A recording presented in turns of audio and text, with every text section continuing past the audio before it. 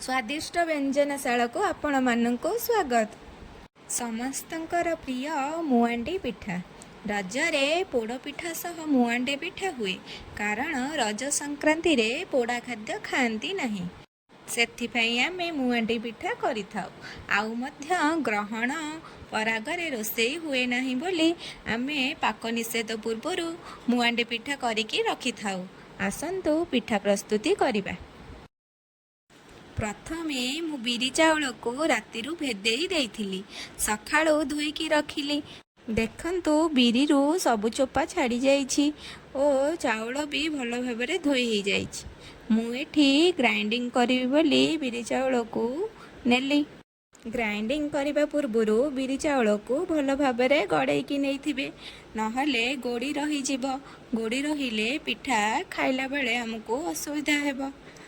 Grinding कला बेले आपण माने टिके लक्ष्य रखिबे जेमिति हमर आणाटी पूरा प्लेन हेबो नाही। टिके खदड़ अंश रहिले हमर पिठाटी भल स्वाद आसीबो। देखंतु हमर आणाटी पूरा प्लेन होई नाही, टिके खदड़ अंश एठी रहिछि। ग्राइंडिंग कला परे सेथिरे लूण पकेई गोळेइकी रखिदेली। लूण पकई रखिले आमर आणटी फुली जाए। आण फुलिबा द्वारा आमर पिठाटी नरम हेब। संध्या हेबा आगरू बाड़ीरू कदली पत्र आनिकी रखिली। ताकू भल भाबरे काटी धोईदेली। आण को देखिला बेलू पूरा फुली जाइछि। पिठा करिया पई मु प्रथमे पूर तैयारी करिबि बोली नड़िया करिली। आपण माने चाहिए छेना को भी पूरा भाबरे नहीं पारिबे। मु एठी नड़िया को नेइछि।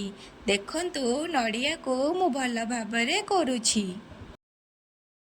आपण माने चाहिए नड़िया को कुटेई ताकू ग्राइंडिंग करी नहीं पारिबे।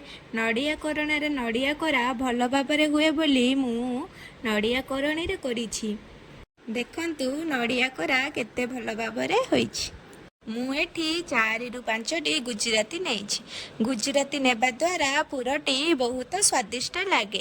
ता सह पिठा भी मु एठी गुजराती को भल भाबरे छेची नेली। ता संग को 4 ରୁ 5ଟି गोलमरिच नेली। पुरर मुख्य सदस्य हेउची गोलमरिच। ता पई ही पुरर स्वाद आसे। तापरे पुर को भल भाबरे भाजीबा पई गैस लगेई सेथिरे कढ़ेई बसेली। कढ़ेई गरम हेबा परे कोरिथिबा नड़िया को सेथिरे देली। आपण माने लक्ष्य रखिबे गैस रो फ्लेम को लो रे रखिबा पई, नहेले नड़िया सबू कढ़ेई रे लागी जिवो। तापरे मु चीनी नेइछि। चीनी पूरा अनुसार देबे। छेचिकी रखिथिबा गुजराती और गोलमरिच गुंड को मु एठी देली। से सबू को भल भाबरे गोळेइकी भाजिली। नड़िया रो पानी मरिबा पर्यंत आमे भाजिबा। पुरटी भल भाबरे भाजी नहेले आमे पिठा को बेसी समय जाके रखिपारिबा नाही। पिठा खराब हो जिवो। देखंतु पुरर रंग ब्राउन कलर हे आसिलानी। पुर को आउ किछि समय भाजिया पई रखिदेबा जेउथि पई पुरटी आमर भल भाबरे भाजी होई जिवो। गोलमरिच और गुजराती भी पुररे भल भाबरे मिसी गलानी। देखंतु आम पुरटी पूरा ब्राउन कलर हे जाइछि। पुर को किछि समय ठंडा हेबा पई रखिदेबा।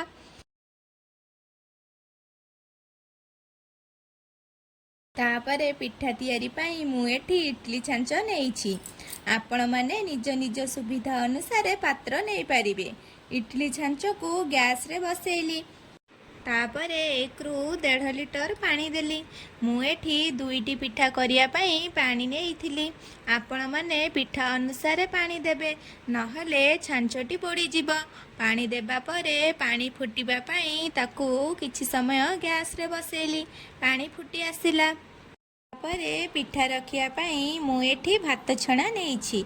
आपण माने एठी सूता वस्त्र भी बांधिकी पिठा करि पारिबे। छणा उपरे साइज करी काटिकी रखिथिबा कदली पत्र को देली।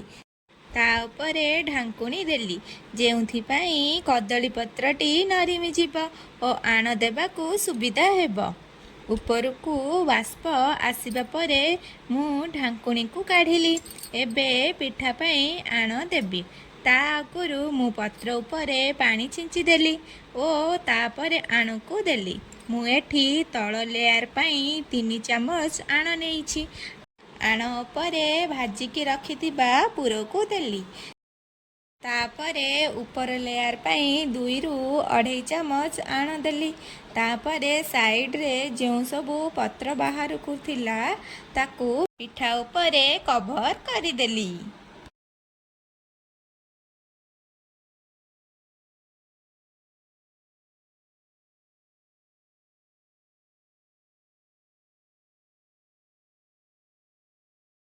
ତାପରେ ଢାଙ୍କୁଣିକି ଦେଲି।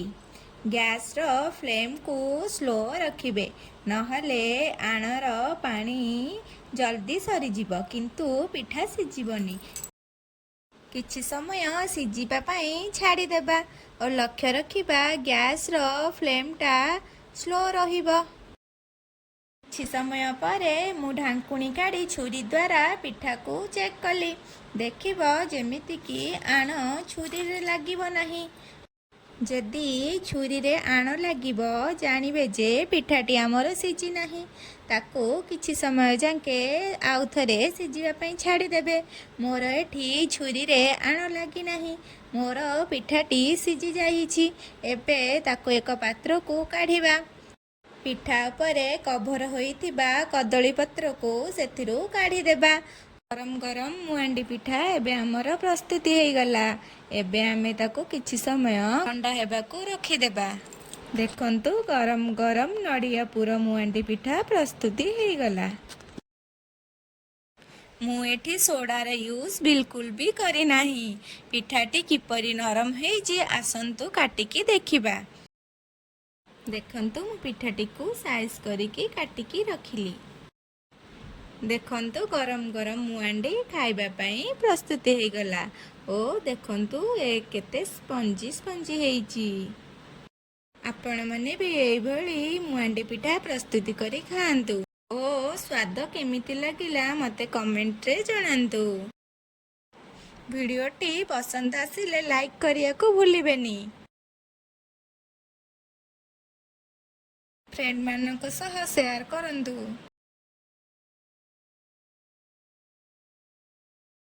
ଚ୍ୟାନେଲଟିକୁ ସବସ୍କ୍ରାଇବ୍ କରନ୍ତୁ।